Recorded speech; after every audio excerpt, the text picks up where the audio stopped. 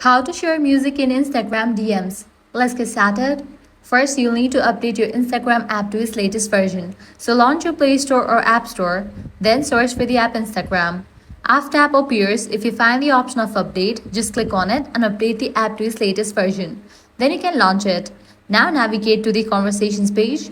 Once you're over here, launch the conversation where you want to share music.